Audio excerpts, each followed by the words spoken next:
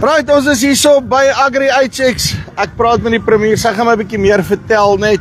Hoekom is hulle hier betrokke, hoe loop die goed, wat sien sy? En hoe sien sy die speelveld hier in Limpopo? Kom ons luister. Hi Premier, how are you doing? Fine, and how are you? No, good, thanks. Yes. Listen, first of all, tell me, AgriHX, what do you think about this whole show and what they're doing for the agricultural community? No, we're very proud as government. That's why you see I'm with the MEC for Agriculture and Rural Development, Mekakana, because the work that they are doing here for bringing all the farmers together from student level, those who are studying agriculture in their high school, to those who are in the agricultural colleges, to those in the university, and to small-scale farmers, up until commercial farmers, bringing them together.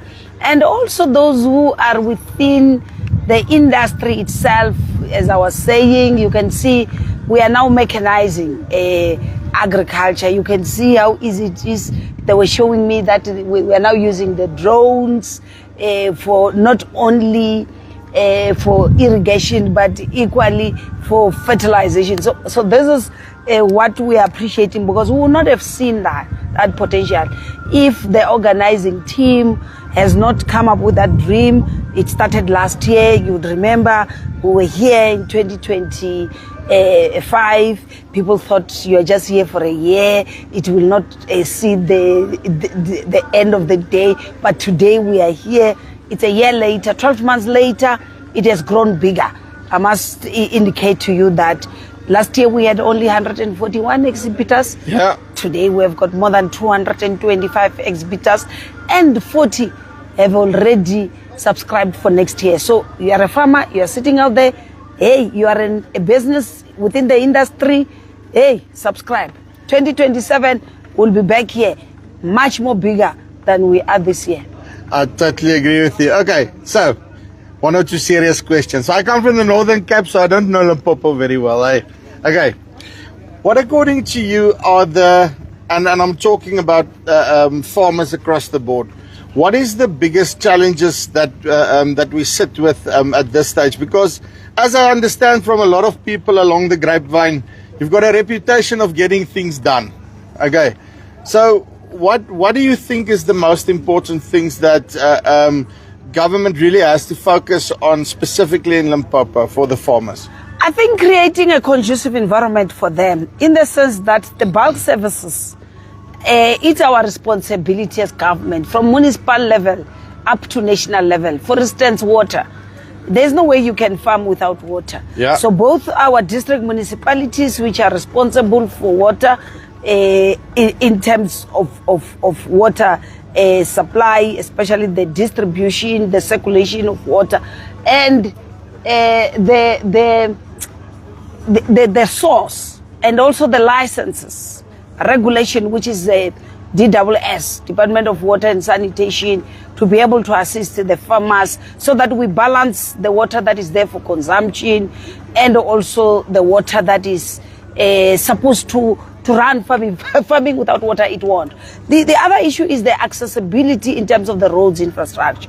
You can see that if we do not help them, hence you saw us coming. The rest of the country is going to run out of vegetables. That's what's going to happen. if we do, you mean if we don't have proper roads, the rest of the country won't have vegetables. That's what I'm saying. That we exactly. Because we are producing the vegetables that is supplying not only South Africa, we're also supplying the international market. So accessibility, right now our roads have been, bridges have been swept away. Yeah. Roads, it's a challenge, it's a crisis. Farmers are calling to say we can't take out our products to go to reach the markets. So that is where we think we need to be putting a lot of pressure on ourselves, not only the roads for us to commute from one school to another, but equally for farmers. It's very critical. We must also focus on roads that are specifically dealing with this agricultural sector. Power and electricity. Without that is one area wherein there's still some farms which they don't have, and also the price of electricity, the more it goes, it challenges the farmers. But There are other issues that as a province we are dealing with, like the foot and mouth disease. As a province, we've got a reputation of having done well in the previous outbreak. Yeah. When other provinces did not have it, we were the only ones. And we dealt with it. But we are saying that right now with the current outbreak, let's thank the president for declaring it a disaster, because now we'll be getting more vaccines. It's another challenge that our farmers are dealing with, but we're working with them. But one thing I like about what they told me is that our veterinary science is better than yours. That's what they told me, that the veterinary science in the province is better than yours. So I'm going to be challenging the Minister of Higher Education to say, why can't we have our own veterinary school here? We've got the University of Limpopo and the University of Venda. One of the two must host you definitely won't have a shortage of students, let's put it like that. Exactly. Hence I'm telling you, the high school kids are here. We've got agricultural schools that some of them were working, both the MEC for education and the MEC for agriculture, they are working on those. Colleges are there, university is there. So we just need veterinary scientists. So those who pass their matric and they want to be veterinary surgeons, they have to go to on the support to Pretoria. But Limpopo has capacity. So they by Sodom and Gomorrah, they must go that side. You see.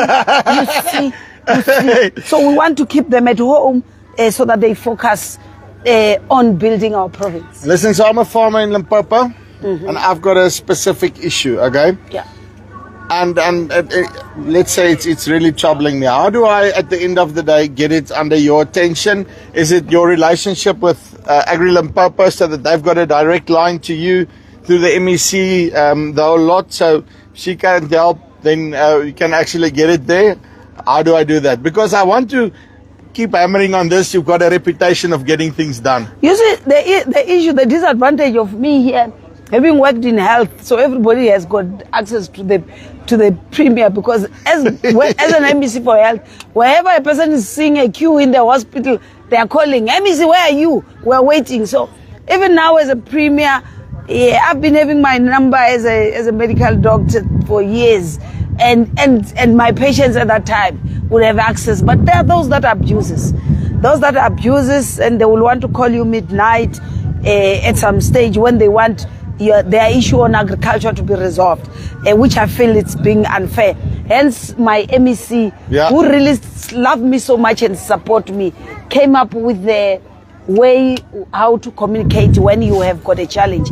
We do have a website within the Department of Agriculture. She will share with you.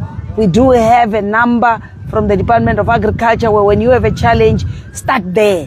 When you are failing there, you then go to the MEC. When you are failing, come to the premier. But if you have got AgriHX contacts, these are the people who must talk to me direct, not all of you. Because if all of you, imagine the learners at school, everybody. Most times it can already be solved at this level. It can be, hands up, we're saying, even with that, the line, even that line from Department of Agriculture, there are people who are looking at that, and these are operational people who can easily get your problem to be solved. You don't have to talk to the premier unless you want me to come and have a boerewors snack with you. Like you see, now that's the right one. That we one have a Brian, we sort out that. No, but then we need Brandewyn to sort out all the problems. Exactly. But for your problems on a daily basis, we do have the systems to communicate with. And at AgriHX people are saying, but it's AgriHX it's in Limpopo. It's the one of Limpopo. This is AgriHX for Limpopo. They are there. They are working closely with us.